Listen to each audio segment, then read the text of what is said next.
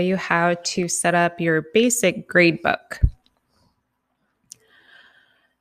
So navigate down to grades, and this is going to open up your gradebook. There are a couple things you might want to do. If you have multiple sections, it's nice sometimes just to see one section at a time. So you can filter your view. So if I filter, I can filter by section. And then let's say I just want to view my G block, and these are my G block students. Or I can go to my other block. Another thing that everybody needs to do is actually go over to this gear. And this year, we're not giving anything below a 50%. So if something is missing, we need to automatically have that be calculated as a 50% instead of a 0. And we're just going to leave this deduction for late submissions alone.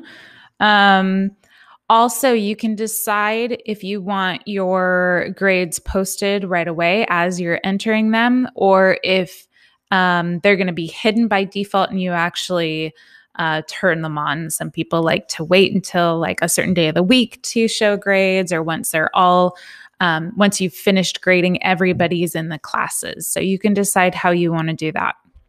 All right, and then click update. One thing to remember, if say a student gets a 3 out of 15 on a quiz, that percentage will show up below 50%. So you are going to have to manually change that to a 7.5 out of 15 and maybe make a comment about what that original score was. Okay, some other things about your gradebook. You can arrange the assignments in all sorts of different ways. So due date might be the way you want to look at it. And those are the biggest things. You can also view the gradebook by individual student.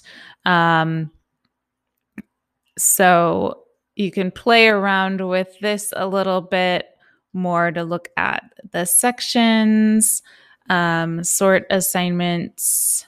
And I haven't played with these much. So you can play with that, see what happens. But I will go back to gradebook. And actually, I'm wondering if it's by individual assignment, not individual student. So see what that does. Now, some of you I know like to weight your grades. So that's what I'm going to do for the second half of this video. If you don't weight your grades, then you're all done. All right, so to set up weighting, you actually need to go down to the assignments tab here. And this is going to list the different categories of assignments at this time. You can change those categories or add a different category. So maybe I like to have projects. I can add the group name project, and it is down here. I like quizzes, individual assignments. Maybe I just call these class activities and homework. All right. And maybe I want to, I can do the same thing.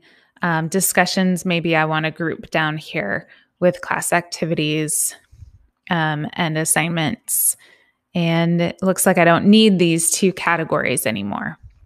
So I can actually delete them. And delete. Okay, so now to assign weights, I